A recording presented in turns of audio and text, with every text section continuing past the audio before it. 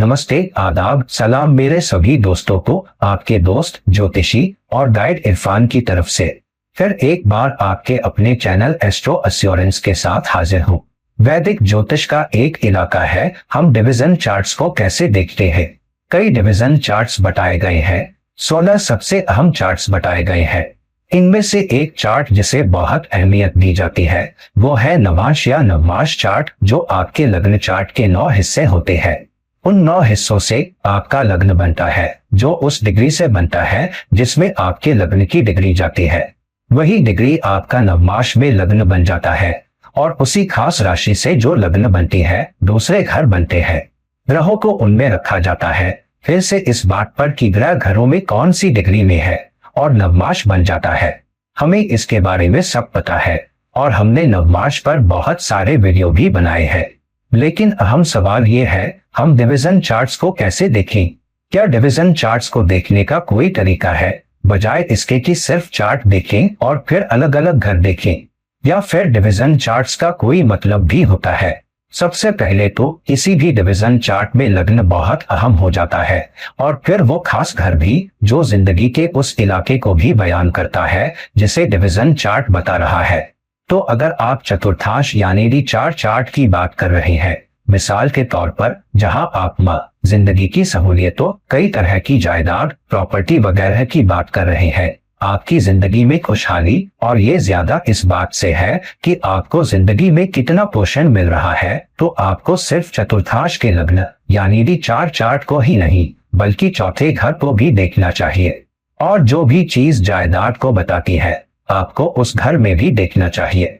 मिसाल के तौर पर अगर आप बहुत पैसा नहीं कमाते तो क्या आप सच में जानते हैं कि आपका चतुर्थांश आपको वो सहूलियतें देगा, वो दौलत देगा। तो फिर आपको डी1 चार्ट से भी जिंदगी की सहूलियतों के सपोर्टिंग ट्रेंड्स देखने चाहिए। आपके डी1 चार्ट का चौथा घर कितना मजबूत है, और अगर डी1 पीड़ित है तो फिर चाहे आपका चतुर्थांश कितना भी मजबूत क्यों न हो, यानी आपको प्रॉपर्टी मिल सकती है, वो सारी सहूलियतें मिल सकती है, जिंदगी में कितना कुछ जायदाद के लिहाज से सारा पोषण और सहारा मिल सकता है। लेकिन फिर भी अगर आपके डी1 चार्ट का चौथा घर बुरी तरह पीड़ित है तो क्या होता है कि आप प्रॉपर्टी बना सकते हैं, लेकिन वो प्रॉपर्टी आपके हाथ में ज्यादा देर टिकेगी नहीं, या फिर आपकी प्रॉपर्टी में बहुत उठापटक होगी। आप एक बनाओगे और एक दबाओगे। तो किसी भी वक्त सहूलियतें आपकी जिंदगी में है, सहूलियतें आपकी पूरी जिंदगी में है, शायद जवानी से ही, मगर फिर भी बहुत उतार चढ़ाव आएंगे। आप हमेशा एक प्रॉपर्टी बेचते रहेंगे, दूसरी खरीदते रहेंगे, या फिर एक के साथ कुछ मुश्किलें आएंगी और दूसरी के साथ चुनौतियां आएंगी। बस इसलिए जब आप किसी खास डिवीजन चार्ट को देखते हैं तो आपको डिवीजन चार्ट्स के दूसरे सारे घरों को भी देखना चाहिए, जो उस डिवीजन चार्ट के खास इलाके की सेहत का अलग अलग नुक्ता नजर से पता देते हैं। तो चतुरंश का छठा घर आपको बता सकता है कि क्या आपको कोई चुनौतियां, मुश्किलें, कर्ज या लोन मिलेंगे जो आपको जायदाद बनाने या खरीदने की वजह से लेने पड़ेंगे, मिसाल के तौर पर, और क्या आपको अपनी जायदाद से काफी खुशी और आराम मिलेगा।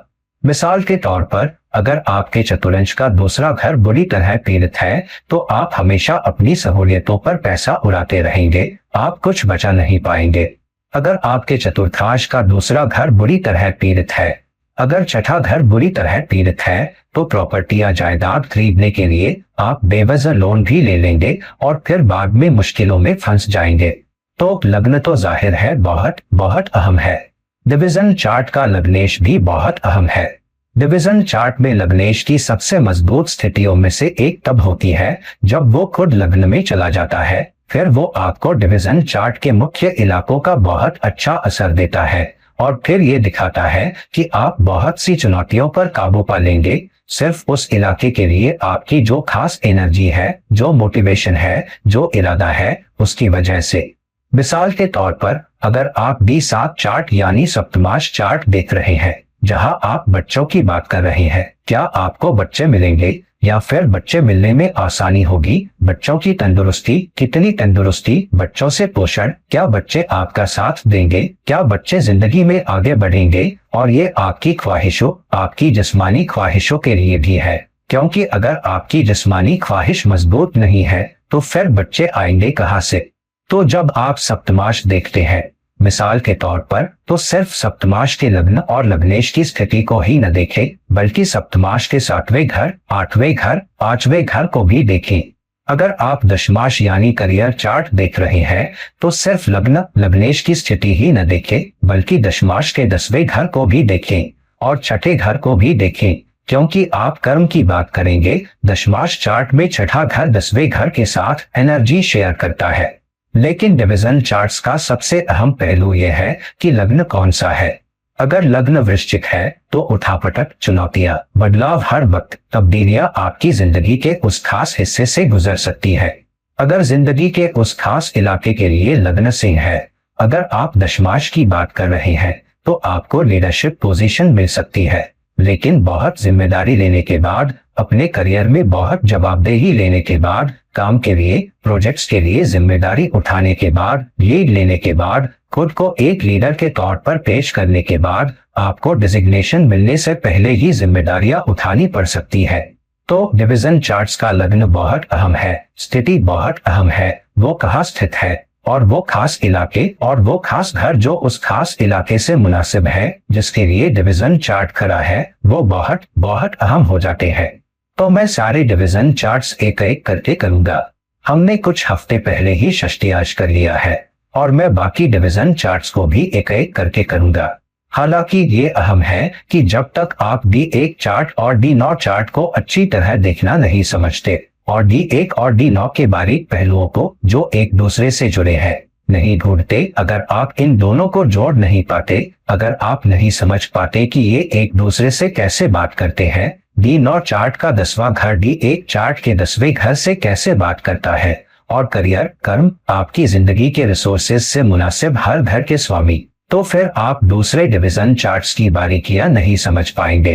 तो पहले D1 चार्ट और D9 चार्ट यानी नवमाश चार्ट को समझने पर अहमियत और ध्यान दीजिए। लग्नेश की स्थिति समझिए, लग्न की स्थिति समझिए, समझिए कि अलग अलग घर एक दूसरे से कैसे बात कर रहे हैं, जिंदगी के बारीक पहलू जो आप समझ सकते हैं। और जब आप ये करने के काबिल हो जाए, तो फिर जिंदगी के उस खास इलाके के और बारीक मतलब के लिए दूसरे डिवीजन चार्ट्स में कूद पड़िए। अलग अलग डिवीजन चार्ट्स में कूदिए, उन्हें देखिए, समझने की कोशिश कीजिए, मगर D1 और D9 चार्ट को याद रखते हुए।